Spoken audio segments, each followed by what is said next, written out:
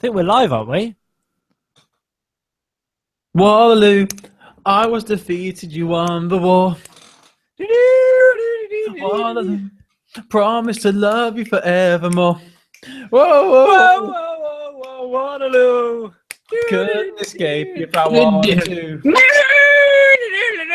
Waterloo, now my fate is to be with you.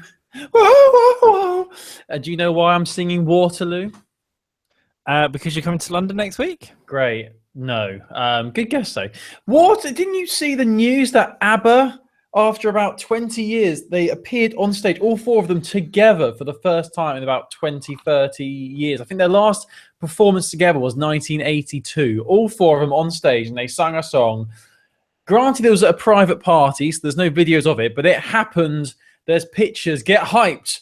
We want the ABBA World Tour. Oh my God, oh my God, oh my God. No, I didn't see that. No one really mentioned it. Oh, that's a shame. Wouldn't you be so hyped for an ABBA reunion? Come on, they got so many banging tunes. Yeah, I would be well up for that. Apparently, here's a fun fact for you: they were offered $1 billion, trillion, gazillion. They were offered $1 billion. Nice sound effect. They were offered $1 billion in 2000 to do a reunion tour with 150 tour dates around the world. Yeah, but they said no, which is good.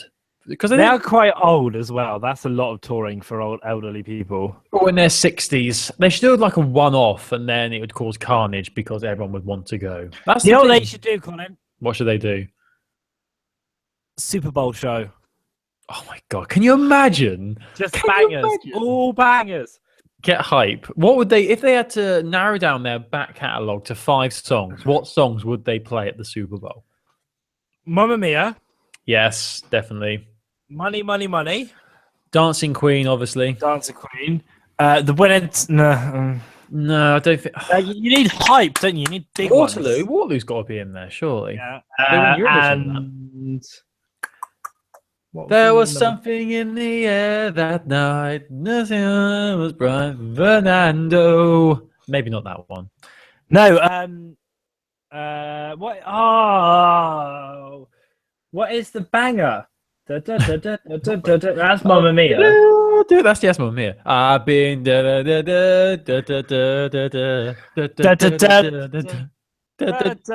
a fun fact for you. In Sweden, I think in Stockholm, there is a museum dedicated to ABBA, and there's a piano, obviously, and there's a piano in the museum which is synced up for using all this weird alien technology with the piano that one of the members of ABBA has in their own house. I can't remember what his name is. So whenever he sits down to play his piano, it also plays in this museum. Wow, that is really cool. I thought. Here's how it would work, Colin. Right? Okay. It'd come on, and they'd black out like darkness completely in the stadium. And then you just have a single spotlight and a single one of them. And you wouldn't be able to work out who it is because it would all be wide shots everyone's far away. And they just start going, Super Trooper, when's he gonna find me? Looking out for number one. And then another spotlight would come on and go, ba. That, right, you start with Super Trooper. Then when Super Trooper finishes, you kick off with Mamma Mia, because banger. Then I think you do Voulez-Vous. Voulez! I think maybe Money, Money, Money. Gimme your man after midnight. Give me your man after midnight. That is a tune. That one. And then you finish with Dancing Queen. Obviously, yeah, Dancing Queen is the one. Oh, I love that song. That was such a tune. So we can only hope. So why don't you email us your if you had to choose 5 ABBA songs to include in a set list in their one-off, not doing any others, just one-off gig reunion Super Bowl performance, what would you put in that set list? Let us know, heroesofhandheld@gmail.com. But we should probably introduce ourselves. So you're listening to Heroes of ABBA. We discuss all the best in ABBA news every single week, including... I'll tell you what, if we discussed all the ABBA news, we would have a really rubbish show apart from this week. I don't. Yeah. Like, what would you talk about? What you'd have to do is this is a great idea for a podcast, by the way. Every episode, you'd have to pick out one song, like through their massive catalog, and you have to go into the history of who wrote it, what the messages behind it, whenever they performed it live, like playing some live recordings. And then we'd obviously get ABBA in for an interview. We'd bring them into our studio, and then we'd interview them. You'd call it Abacadabra. That is the worst name I've ever heard. But we are Heroes of Handheld. Thank you for putting up with our ABBA talk, because who doesn't like ABBA, eh? Handheld and ABBA, it's like a match made in heaven. But I'm Colin, I'm one of your hosts, and joining me, as he always does, is Mr. Christopher in London Town. Hello. Hi, Colin. You're sounding very gentle, very Very cozy. much. Your voice makes me feel nice and cozy. Ah, Yeah, sweetheart. It's nice and hot. You know, we're talking about the weather now, ABBA. Now we're talking about the weather. It's nice and hot. What's it like in London? Because I'll be coming up to London. Hey, well, if you're listening at home, why don't you email us what the weather's like where you are? List your top 5 favorite weather. And then next we'll do biscuits. Great. What's your favorite biscuit to dunk? Do you send us a tweet at Handheld Podcast? Don't dunk a bourbon. What a waste. What about the nice biscuits? You dunk a little nice. Doggy. The only true dunkable is a hobnob. Hobnob, yeah, but it's a circular shape, thus meaning it may not fit into your cup satisfactorily. Yeah, but that's why you dunk a bit, and then you eat that bit, and then you've got a flat edge, my friend. And once you've got a flat edge, you're laughing. You know what we should do? We should start a podcast where every episode we talk about things we like, simple pleasures. You know, like we should talk about, like, you know, the smell of petrol, a morning cup of tea. I think that we're going places. We're going places for this. PJ people, PJ. Anyway, right. So Heroes of Handheld. What have we been doing this week? Well, we've been playing handheld gaming devices. Hopefully, I'm looking at Chris through my webcam here. Sure. Oh God! But we are in the pre-E3 hype here. We're all getting excited for the E3 conference. All the developers are going to be coming on stage, telling us what games are coming out, showing us trailers, and giving demos to everyone. It's going to be ever so exciting. So we can't wait for that. Still trying to figure out what sort of E3 thing we're going to do, because we've got the conference times actually for E3, which I put into the Google Docs. Hopefully. That's very forward-thinking of you. Yes, sometimes I can do that. So this is actually a UK website as well. So it gives us the UK times, because that's all we care about. So for E3, there's going to be a few pre-E3 conferences, because now for some reason all the developers seem to want to get their news out before E3 actually starts. Did you see, like, today already they did a Watch Dogs 2 thing? Yes, I saw that. E3 isn't even due yet. E3's ages away. It's next week, mate. It's not ages away. But yeah. Like, it's far enough away that it's a weird time to start. Yeah, anyway. Is it a sequel that people were hyped for? Were people looking forward to that? Because the first Watch Dogs didn't really do that well after having loads of hype surrounding it. So maybe that's why they revealed it now, because they're worried if they announced it at E3, people would be like, boo, hiss, throwing crap at them. Actually, because E3 is just around the corner, I've been watching like the top 10 cringiest E3 moments. Seriously, that is some golden content there. Like, the overall overwhelming response to the number one cringiest moment was from 2010, when Konami did a conference. So if you've not seen this conference, it's absolutely hilarious. What one is it? Konami. But what's the cringy bit? Well, it's all cringy because it's so awkward. Like, there's no fun. It's just like a board meeting, basically. And there's like about 20 people in this little theater in like some corner room in the E3 conference center. But there's one bit where this developer comes out and he introduces his game. He literally just comes up to the microphone, says the name of the game. Let's say it's called Dragon 7. I don't know what it's called. He goes, Dragon 7. Then he says nothing else, and it's just dead quiet. And then suddenly he points at the game because there's a picture of it behind him. And he waves his arms like a conductor to try and get people to clap. And then a few people are like, he's like, that's better. That's better. He's like Japanese. It was quite funny. So definitely YouTube that. It's hilarious. Anyway, so my favorite is I think this is E3. Is the Ridge Racer PS Vita thing? Oh yes, no, that's PSP. That's PSP. Oh yeah, and it was oh my god, Ridge Racer. Was it at E3? It was E3. Yeah, that was on the list of cringiest moments. Oh my god. Oh my Oh no, god! it was yeah, it's when he comes out and he announces Ridge Racer for PSP, and he's like, Ridge Racer, Ridge Racer. Yes. It's so good. Everyone's waiting for it to load, expecting it to be this amazing title. And it's just Ridge Racer. And then afterwards he goes, Ridge Racer. Oh, it's so funny. That's great. So the timings for this year. So the conference is happening before E3. Firstly, we have EA, which is 9 p.m. on June the 12th. They've actually got an EA Play event in London and LA. I was actually going to ask you, Chris, are you going to the EA Play event in London? I don't know, what is it? EA Play. It's basically, rather than EA go to E3 this year and do a conference, they're doing their own sort of mini conference where they're going to have demos and they're going to do a talk about games that are coming up. So your FIFAs, it's things exciting. like that. Yes, I don't know why they wanted to branch out from E3, but it's exciting. There is one in London. I was having a look at how you get tickets for it. I'm assuming it's all gone to the press and things like that, but and invited guests. But there was no details on how to actually go to the event. I couldn't even find out where it was in London. But free play days, maybe EA access. It's EA. It's called EA Play London. Let's see if I can find details. Okay, but yeah, they've got an event happening in London and also LA at the same sort of time. So it's interesting that they're. Yeah, EA Play event it's called. Yeah, it's interesting that they're doing it in both London and in America, which is quite cool actually. They've got a little timer on their website. It's 4 days, 29 minutes, 10 seconds until it begins, the UK version in London. So I'm just having a look here. Yes, there's going to be demos playable. They're pretty much just going to do their E3 conference, but separate. Because obviously EA want to do their own thing. They don't want to go to E3. It seems to waste their money. Oh, it looks like you have to register by being on like a mailing list. Oh, right. So you can't go and interview people. Yeah, I don't think you can just rock up. That's a shame. But they're going to be live streaming it online, so we'll look out for that. But I'm assuming. I mean, let me just have a look at my list before I say anything more. I'm hyped for Mass Effect Andromeda. Where is that going to be announced? What conference is that going to be in? I'd have thought that would have been. Just having a look through who we've got. EA, Bethesda, Microsoft, PC Gaming Show, Woo, Ubisoft, Sony, and Nintendo. Well, Mass Effect is going to be EA.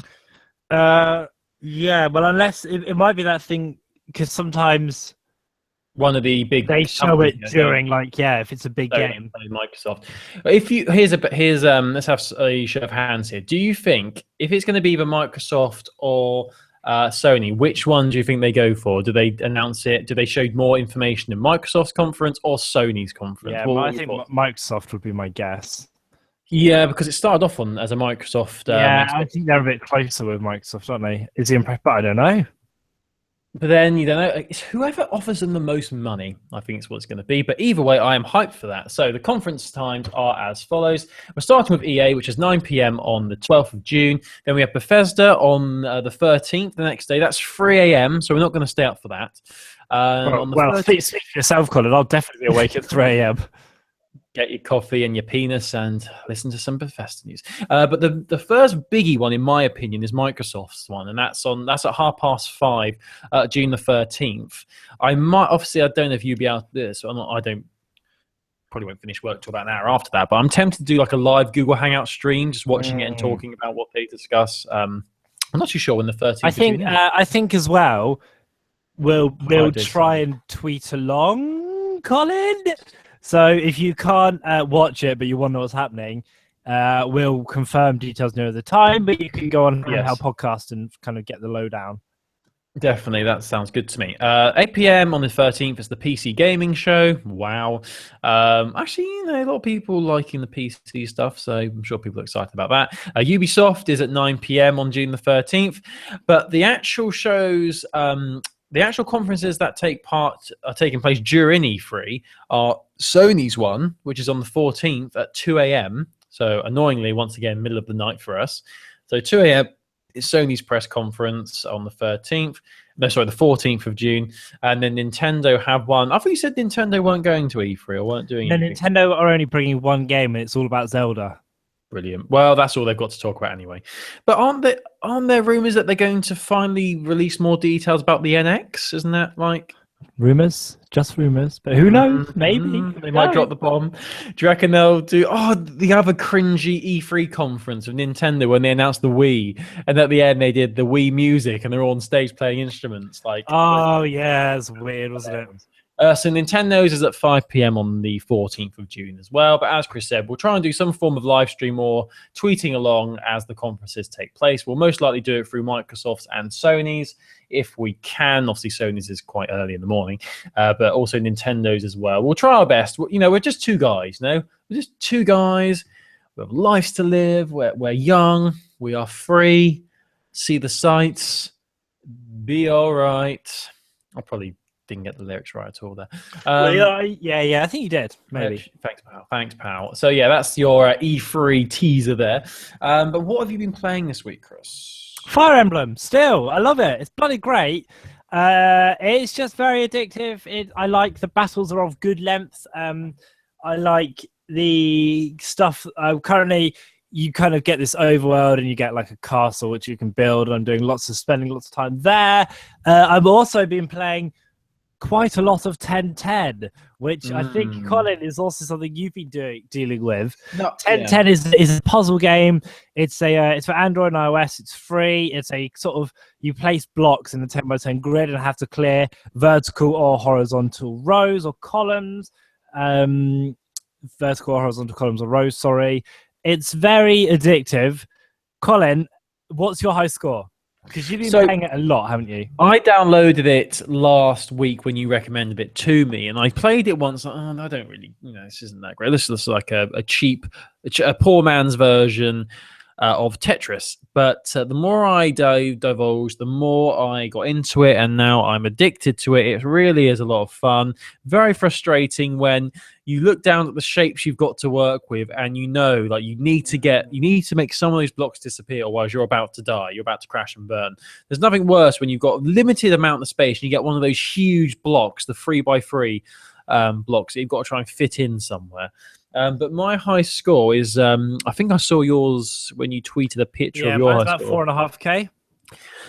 Mine's not that high. My high score is, once it loads, is 2,125. Hey, that's a very respectable high score, Colin.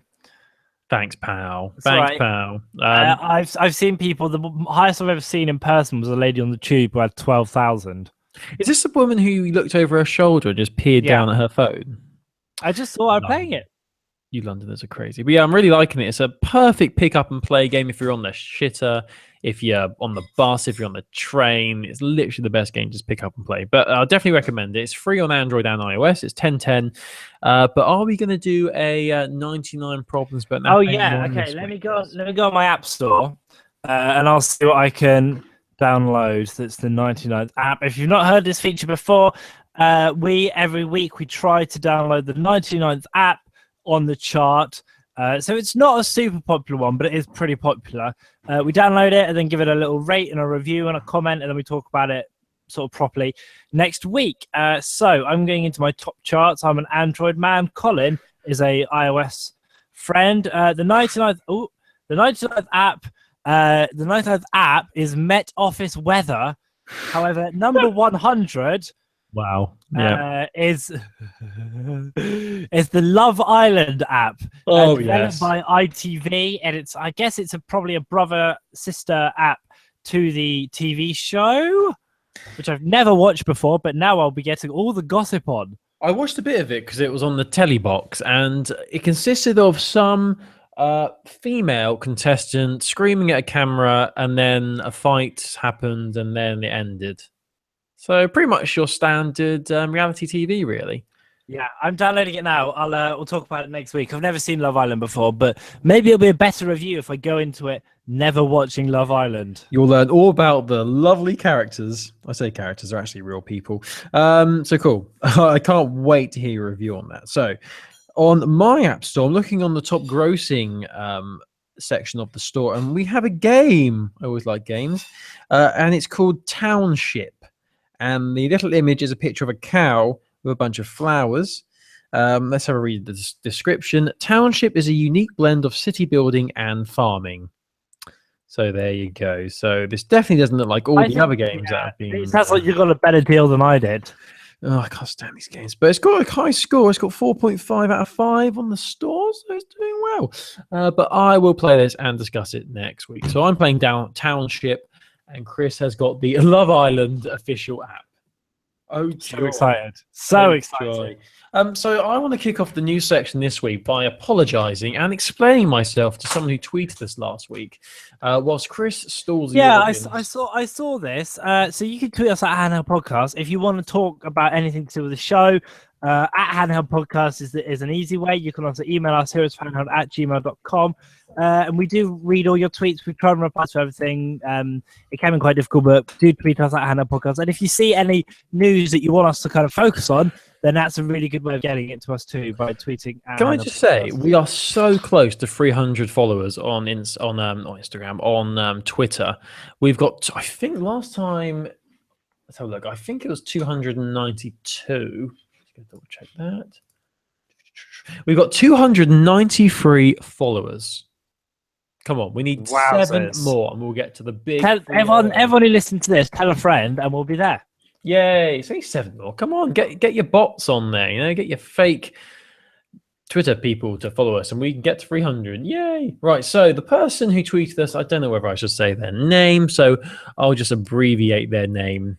I'm probably going to completely butcher their name anyway because I'm not very good with saying spellings that confuse me. But this person is called, and we're going to obviously mask their name. We don't want them to get upset, obviously. Yeah, so do something that rhymes with it. Mikataj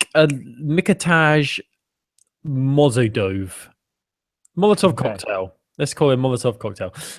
So he said, I assume it's a he, or it might be a she. I'm not too sure. The Twitter picture for this person is a bit, well, it's not very clear. Let's just say. So he has said, he told us last week, it's the 5th of June, which is what's it now? The 8th, a couple of days ago. He said, more Vita news, please, like Super Robot Wars 5 release or Dragon Quest Builders Western release. Now, here's the thing, Molotov. That news happened after Wednesday. The news came out over the weekend and earlier this week. We record our podcast on Wednesday, so here's the thing, Chris. We can't magically add in news bits when they happen through the week, so...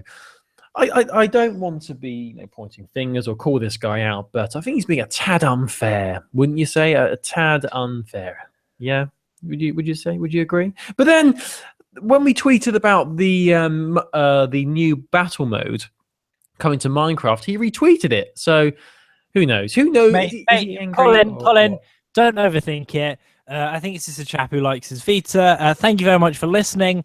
And we try and put as much Vita news in as possible. That's all you had to say. Why did you have to pick a fight with our listeners? They're the people we make this for, and you're singling them out. Come on. Well, we need as many people as possible to donate to our GoFundMe page. Oh, yeah, that's true. Actually, our Patreon needs $10 a month for a premium. They get one phone call from us every month. This app, by the way, I set Love Island to download. It's apparently quite big because it's still downloading. I couldn't even download my one because I've got no memory left on my phone. So there you go. I'll have to delete something. But what I delete, I'm not too sure because I like all my apps. Maybe I'll delete the Chase. I've got the Chase official app on my phone and it's amazing. Chase is great though. All right, Colin, should we do some actual news? At the end of the day, Bradley, it's just another day at the office. Anyway, right, let's start with Chris. What news you got for me, mate? All right, so last week we talked about how the Nintendo eShop was 5 years old. In Japan, they got this amazing sale, loads of really good games like Xenoblade and Smash Brothers, and these huge blockbuster titles that you never see getting a discount. And then it's oh, great, this sale. And then Nintendo announced, there's a sale happening in Europe. Oh, wow, amazing, says Chris. I'll be able to pick up some of these games for cheaps. The sale in Europe is this sale. So in Japan, it was on these big blockbuster games. Over here, it's on download only titles, and there's not quite as many. So it's a good sale, right?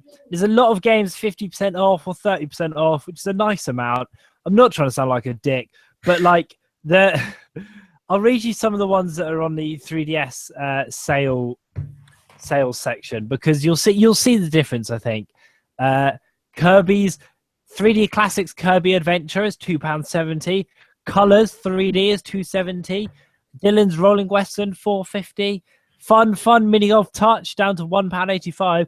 Gunman Clive down to 99p. By the way, that's one of the best games on 3DS.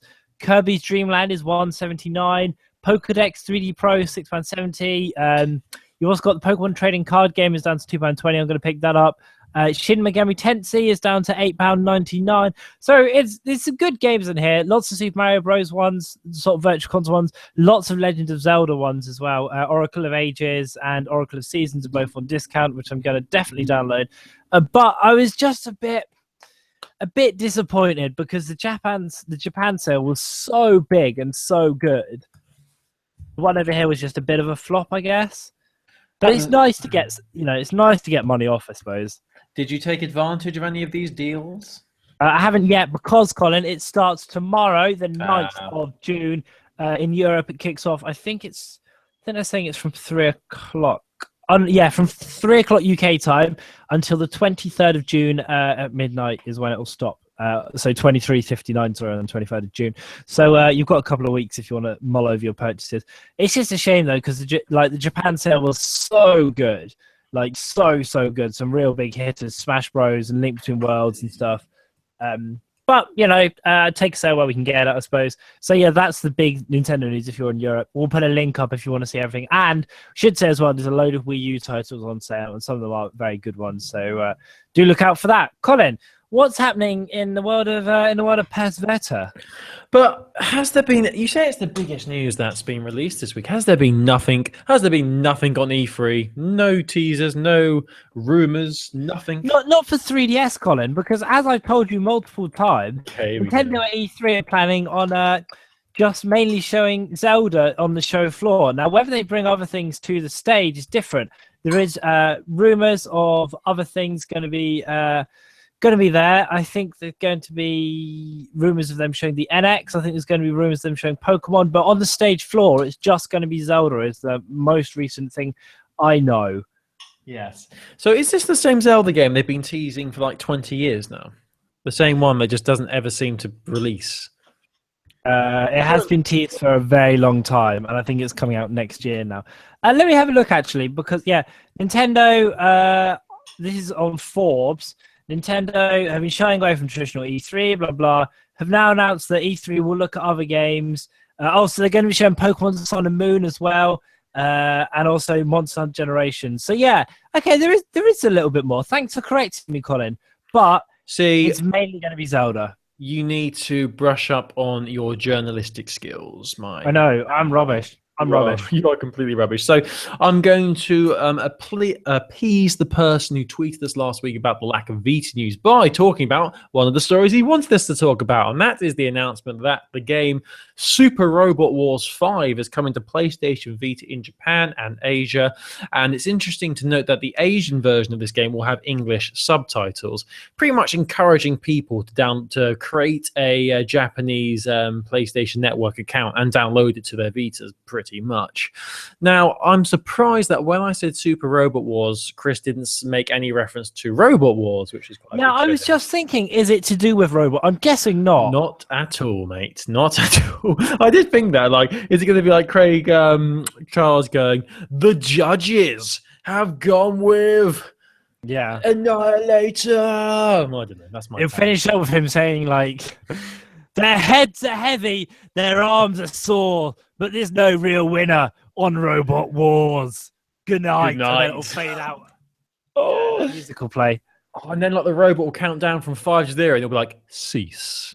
Oh my god, I need more Robot Wars in my life. Anyway, so this game, to be honest with you, I didn't know much about this title, but a lot of people are very, very excited. And in fact, I found an article from Forbes, actually, where the author, the writer, the journalist of this article has said he's very, very excited. And there's actually listed his top 5 games in this series. Obviously, there are 5 games in the series, I'd imagine, because this is the 5th one. So there you go. But he also explains what this game is. Apparently, the Super Robot Wars series is a crossover turn-based strategy game that uses mecha for the units from over half a century of mecha anime. And this is an interesting quote here.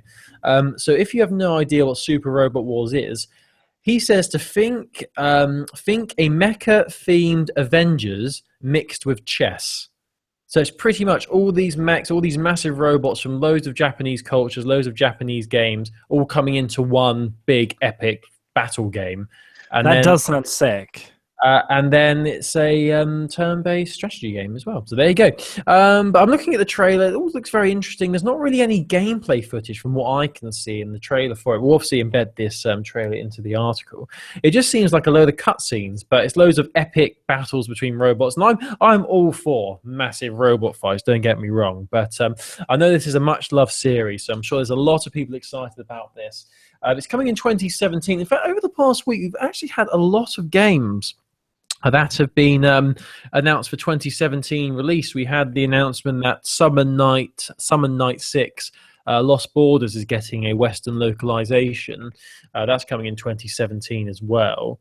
But looking at the list here that this journalist has put on Forbes, so his top 5 Super Robot Wars games, a few of these games well, actually most of them were on Nintendo platforms. So Super Robot Wars BX was on Nintendo 3DS.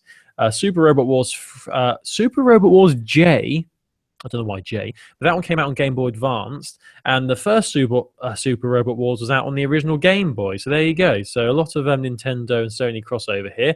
But yeah, if you like big robots fighting each other, then I'm sure you'll be very interested in this. And actually, we've had a couple of news stories relating to massive mechs battling in the sky, because we've had another trailer for the title, which I'm actually really excited for. I'm not too sure what Chris's thoughts, so I might not have even heard of it. Let's find out.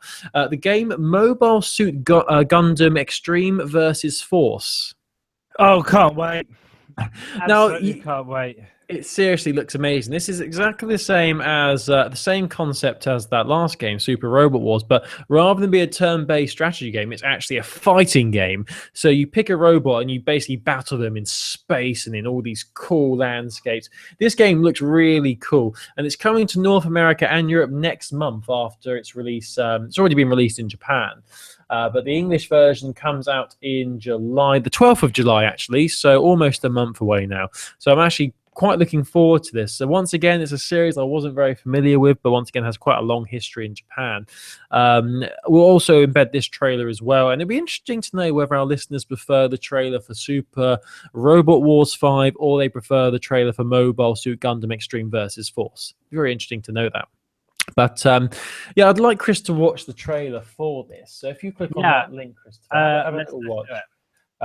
Just skip ahead and look at some of the battles. I think it looks pretty awesome. You know, fighting games have always been it's sort of my what's the saying when it's my guilty pleasure. I do like fighting games. Let's have a look. Not very Let's good. just have a look at this here, then, shall we? Go Mobile on. Suit Gundam Extreme VS Force PS Vita Take Control. Yes, take control. Take control. It's like a 3D. They're outside a house. They're in space. He's got a sword. It looks pretty good. Colin, comes out July 12th, 2016. But it's also going to include all the content that came with the Japanese version. So all the DLC and all the extras are going to be included in the Western release, which is cool. And I'm sure this will be very well received because I'm looking forward to this as well. And obviously this is coming from our good pals over at Bandai Namco, who pretty much make every single game from what it seems. We always seem to talk about them. Right, so that's my 2 robot-centric news items done. What more do you have for me, Chris? So I just want to expand a bit more on Nintendo's E3 plans because now I understand what's going on. Here we go. Great journalism. So I was right in that the only playable game at the show floor is going to be Legend of Zelda, and they are dedicating, they've said a day, I don't think it'll be a full 24 hours, but they're dedicating a lot of time to showing off Legend of Zelda for Wii U. However, they are going to have the Nintendo Treehouse streams, which will show Pokemon Go, Monster Hunter Generations, Pokemon Sun Moon, Dragon Quest VII, Fragments of the Forgotten Past, and Tokyo Mirage Sessions, which is the Shin Megami Tensei / Fire Emblem mashup game. So that's what's happening as far as we know. That's coming from Giant Bomb. We'll put a link there because he's done a really good article. So sorry if I confused anyone or lied to anyone. It was through ignorance, not through malice. Colin. Town called Malice. Do-do-do-do. Go on. You know how much we love Shovel Knight here? We do like Shovel Knight. Right. This is... so, Shovel Knight, the guys who make it, Yacht Club, I'm going to swear here, they're just the fucking best, right? They're so good. So this game, obviously, it made loads of money on Kickstarter, and because of that, they had like loads of stretch goals that it hit, and they've just showed off the first bit of gameplay of the new campaign which is going to be coming, which features King Knight. Now, King Knight was one of the bosses, but the whole shtick with this game is that part of the stretch goals was for every sort of 50,000 or whatever, they would release another campaign where you played as one of the bad guys. Now, they've just shown off the first bit of gameplay of King Knight, who's one of the kind of easier bosses you face off against. King Knight, the science guy. Yeah, it just looks so good, and they're just such good guys because I know they're kind of like obligated to make the stuff, to make stretch goals, but you think of like other games that have been kickstarted that we've just not seen, like Mega Mighty number 9, just, you know, has been disappointing. Ukulele looks great, but has been delayed. Hold on. Why is Mighty number 9 being disappointing? Because it's just, have you not seen the trailers? Yeah, I saw a trailer came out a couple of weeks ago and people were like crying at how bad it looked. I didn't think it looked that bad. Yeah, but did you watch it with the sound on? Did you not hear what the guy was saying, the voiceover man? Wasn't he like, an epic adventure or something? It was so lame. He was like, this will make a nerd into a prom king. And it's just like, what are you doing? We'll put a link. It's literally the worst trailer I've ever watched. It's just horrible. But yeah, so, you know, it's just been like delayed a lot and stuff. So anyway, yeah, Shovel Knight, you know, continues to deliver, and this looks really good, even if it's just a GIF. We'll link it on the Heroes of Handheld website, so you can check it out. Yeah, and it's, you know, hopefully that'll come out. They've not said it's not given a time frame, but hopefully sometime soon, because I really want more Shovel Knight. Good. Do you want some more discount news? Please give me all discounts. If you're in America, Sega 3D Classics has got a juicy discount on the North American 3DS eShop. 3D Classics are the remade Sega games, including Gunstar Heroes, and they're all being discounted to the low price of $3.99 until 20th of June. I'm fine. This is including 3D Echo the Dolphin, 3D Streets of Rage 1 and 2, and 3D Gunstar Heroes, as well as many more.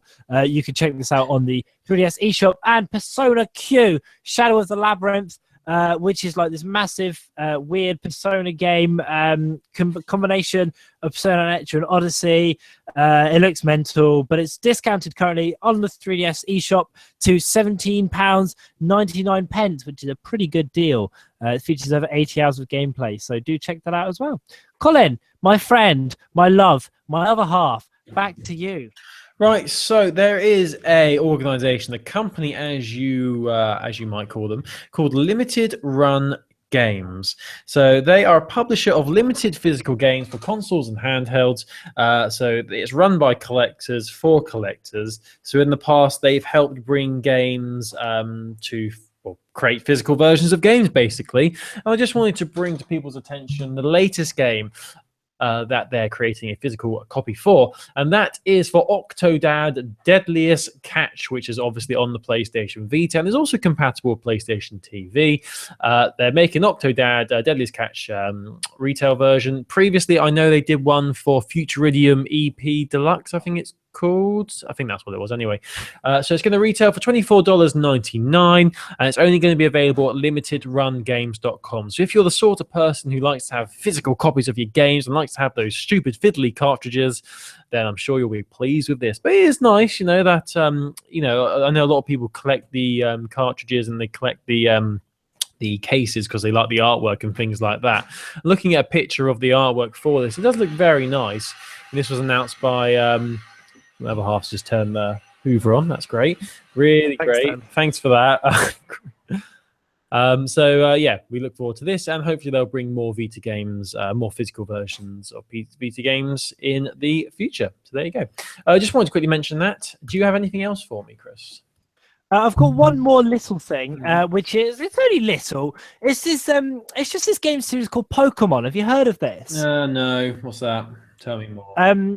So it's this really, it's this tiny little RPG thing. It's a bit of a rip off of Yokai Watch. Anyway, there's a new trailer for Pokemon Sun and Moon, which comes out, as we know, this autumn/winter. The release date on the trailer is a pretty spiffy November 18th, but as we know in Europe, it's coming out a little bit later. They've revealed a bit more information on the two legendaries. They're called Solgaleo, who is a psychic and steel type. He looks pretty sick. He's like a big sun lion. And the second legendary is called Lunala. Lunala is a psychic ghost type who looks like a big moon bat. They've just given some more information on them and their abilities and a new Pokedex as well. You can watch the trailer by going to heroesofhandheld.com and more information on that, Colin, at E3, as we now know. Nice little teaser there. Yeah, so do check it. Do that. Right, so I've got I think I've only got one more bit of news to really lay on. Yeah, so let's do this, shall we? So World of Final Fantasy, I believe it was revealed either last E3 or the E3 before. People were very excited because it was a PlayStation Vita game which they were talking about at E3, which, as you know, is very rare in this day and age. But we're very excited to announce, well, I'm not announcing this, but this was announced via the PlayStation blog that World of Final Fantasy will be coming to PlayStation Vita and PS4 in Europe on October the 28th. So this autumn. So very excited about that. For those of you who don't know what the game is, in World of Final Fantasy, you lead a pair of twins, Ren and Lan, great names, through the land of Grymore on a search to rediscover their lost memories. Along the way, they'll come across many familiar faces from the Final Fantasy franchise in an incredible and adorable adventure. I love the way they describe that. But the developer also said, if you're new to Final Fantasy and you haven't played any Final Fantasy games before, this is a great place to start. It's a perfect introduction to the series and its characters. You can jump into the game without any prior knowledge or experience with the rest of the franchise. So whether you've played all the Final Fantasy games or only a couple, the World of Final Fantasy is the perfect game for all generations of Final Fantasy fans. So it'd be perfect for me because I honestly know absolutely nothing about Final Fantasy. I honestly don't have a clue. Is it different? All different? Is it the one that has Mickey Mouse in it? Or I'm thinking of the Hearts one. Kingdom Hearts, yeah. Yeah, so it's all these things. So, yeah, a lot of people are excited about this. It was, as I said, it was spoken about E3 the last year or the year before. I think it was last year. We finally have a release date in the West, and it's going to be October the 28th. So get hyped, people, because it's true. It's all so real. Right, so I think that's about it in terms of news. So now... we're going to be discussing something now on the podcast, unless Chris has anything else he wants to say. Okay, yeah. So, if we're about to talk very heavily about Telltale Game of Thrones series. Obviously, I've just finished it. Colin's has finished it a little while ago. We're going to get really heavy on spoilers. So, if you haven't played the games yet, or you're halfway through, or you don't want to know what happens, then thank you very much for listening. We'll be back next week. Do go to heroesofhandheld.com to look at the article where we'll put pictures, trailers, links, and more. And you can go to @Handheld Podcast if you want to get a bit more, a bit more news throughout the week. However, if you're up for it, just for the next sort of 5-10 minutes or so, we'll get quite in depth about Game of Thrones, some of the choices we made, what ended up happening. It's going to be big spoilers, but it will be nice to talk about because I've got a lot of feelings. Colin, are you happy with that as a spoiler warning? They have been warned. If you have not played the Game of Thrones Telltale game, stop listening. Do not listen any further. I'm going to count down from 10 and then we're going to talk about it. 10, 9, 8, 7, 6, 5, 4, 3, 2, 1. Welcome to the spoiler zone. I'm so glad you finally played it, Chris. I'm so excited. So I know. I couldn't believe that Clementine killed Lee. Can you? I can't believe that the wolf came and killed I someone. know. Big B, bloody Big B. Who Anyway. thought Michonne was going to take the Iron Throne? That'll be great. So I played this. I played every episode as they released because I'm a massive fan of Game of Thrones, as everyone is, and a massive fan of Telltale. I absolutely loved it, and every single week I asked Chris, "Have you played it yet?" And you kept saying no. You didn't seem too bothered. I kept saying how good it was. And I even said there's a massive, massive decision you make at the end of episode 5, which impacts episode 6. You laughed at me. You sneered at me. But last week, I'm getting texts constantly from Chris telling me how much he loves it. He's telling me Iron from Ice. He's telling me all the quotes. And I'm like, he's finally understands what it's all about. And I'm very, very glad to welcome you into the fold, Chris. So, what are your thoughts? All right. I liked it a lot. I think there was one storyline to me that was a lot more interesting than the others. Okay. But, I think you might be. All right, no, we can talk about it. The stuff with the White Hills and the castle and Ironrath, fucking foresters. Anyway, was for me like the most interesting thing. I got a bit bored of being in King's Landing with Mira. No. And I found the North. I liked the North Grove. I feel like for me, I think they spent too long getting to the North Grove. Then not enough time actually there because there was a lot to take in, especially in episode 6 when you get there and you're like, oh my God, this is happening and this is happening and this is happening. Like it was a lot to take in. But I really enjoyed it. I think for me, Asher was a really, really good hero. I like he was the most interesting character to me. Come on, what Beskha? Come on. No, see, I like okay. Beskha was pretty legit. But the problem was what I found hard about it was that because you know the show, that definitely impacts what you do. Because like there's an option to stab Ramsay Bolton. I was like, well, I'm not going to stab him because I didn't bother. He's not going to die. I think, and also I didn't like as well the ending is fixed for the White Hills to take Ironrath, and I found that a bit disappointing because it's a bit frustrating that like no matter what you do, you lose. Like it's that kind of Telltale thing if you think there's options and actually there's not. No, the options the choices you make all surround the characters and who's in what place and the outcomes of people rather than the actual story events. Yeah. But I agree. I don't really agree with your thoughts on the King's Landing. I thought that was quite fun for me because you can sort of manipulate your way through that. You can either be like a nice girl or you can be an absolute dick. And my thought going through it was that I wanted to do anything to save my family. So I didn't care who I stepped on. I didn't care who I crushed beneath me.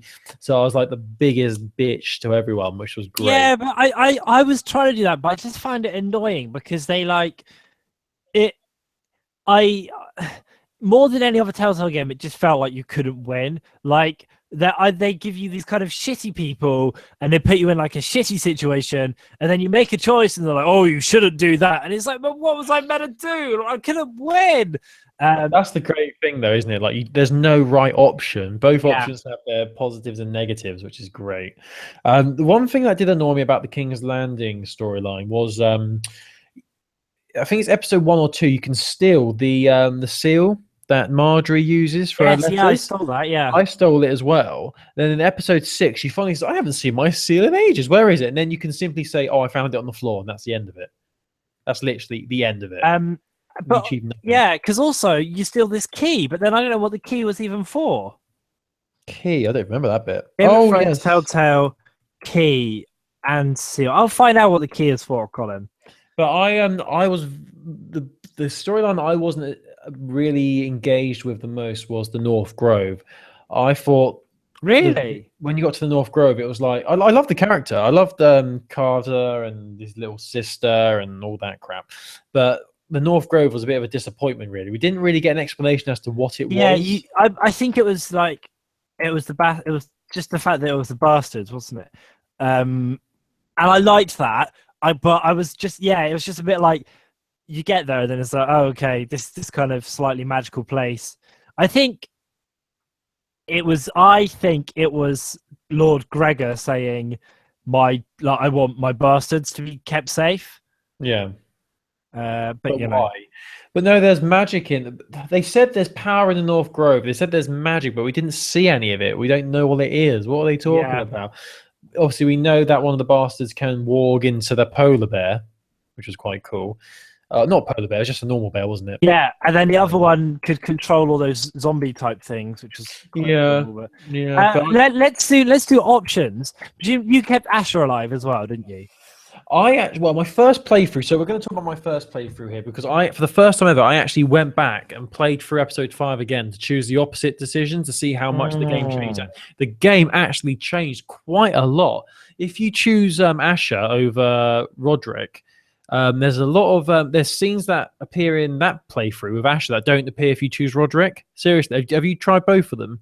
No, not yet. I don't want to spoil it for you. It is a lot different. I've had a brief look because I was curious how different it could be, and yeah, it seems very different. It's really different. I'm quite impressed with what they did. But actually, let's talk about Asher. So I saved Asher. My thoughts behind that were that was a great scene though. Before we get into that decision, what did you make of that scene when you went to the Whitehall's castle and you all sat around that table?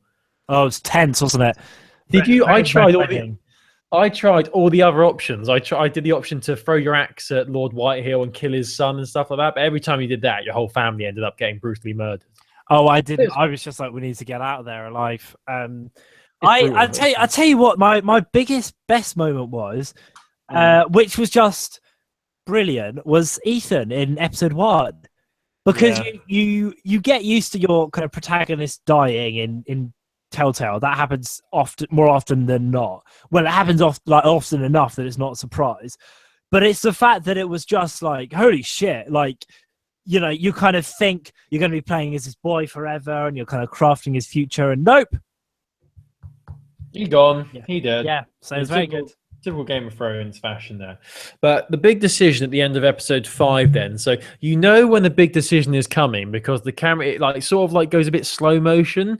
It pans in both the characters' faces, and like when they were both at that wheel and it went slow motion, like, oh no, here we go. Were you not a bit annoyed because I was like, I killed the traitor, but even like he knew there was an ambush coming. Yeah. And then they're still just walking by themselves at the back. And it's like, what? Like, they know that there's something going to happen and they're just sort of mooching along. And it's like, all right, great. Yeah, they didn't really think that decision through, did they? Really? I didn't think that was very well. It didn't really make much sense either because it all comes down to who you choose as your sentinel. Yeah, basically. So the opposite person will become the traitor, which is so obvious anyway. But their motives don't really make much sense. They do it because they want to save the house by killing everyone in the house, which makes no sense to me. Who did you? Was your traitor Royland or Duncan? I chose Royland as my sentinel. So it was Duncan. Yeah, because here's the thing, right? I was thinking because I chose Duncan because I loved him, but Duncan knew about the North Grove. So if he was your traitor, like. Why would he do that? Because Gregor loves that. I don't know. It's exactly. It's almost as if Telltale wanted people to choose Duncan as the Sentinel to make Royland the traitor.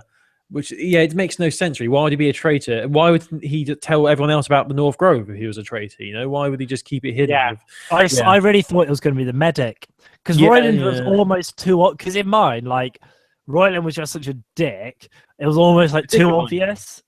But why didn't you? I chose Royland because he was a better fighter, and I knew I needed good commanders to fight against the Whitehills. Like, obviously, I didn't think the Whitehills would listen to reason. You know, Duncan's the sort of guy who would try and sit down and negotiate. But I like Duncan because he was clever. And because Royland was just a bit grumpy. I killed him. I killed him. Yeah, no, in my eyes, if you're a traitor, you're dead. You know, no second chances. You're gone. You're gone. So literally, when you have the option to either kill him or spare his life, you know when they say their bit and a little timer's going down. Yeah. Timer hadn't even gone down at all. I clicked kill. So he literally hadn't even started talking. He's like, please. No, I just stabbed him. Like, fucking bastard. Die. I kind of...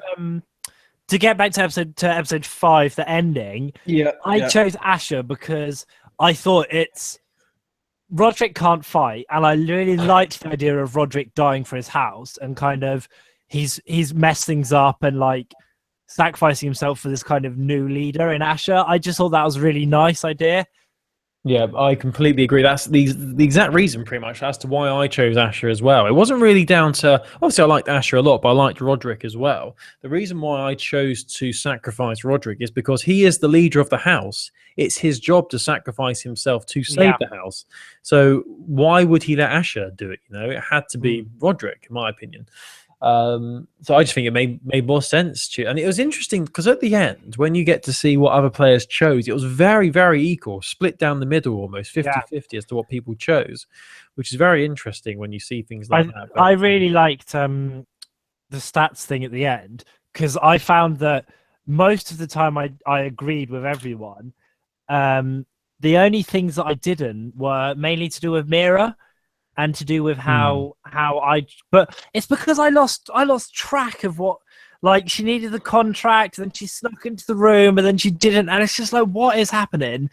And like Natalie Dormer was like, oh, make sure you show the Queen that you're a good subject, and then I was like, yeah, love you, Queen, and then Natalie Dormer was like, what the fuck are you saying that to her for? And I was like, you asked me to. I didn't get that at all. You're right. She literally told you to lick Cersei's ass. You do that, and then Marjorie's behind you, giving you like evil looks, like going, "You bitch." I was. That's why I lost interest in Mira, and I was sad with the ending because I kind of ended up sending her to the chopping block. Oh, God's sake, I did as well. But it's like I didn't want that guy to come back. He was just a dick. I thought that was the least interesting of the three, to be honest. And for me, like the central struggle was the most kind of. Every time it skipped characters, I was like, no, put me back with these guys.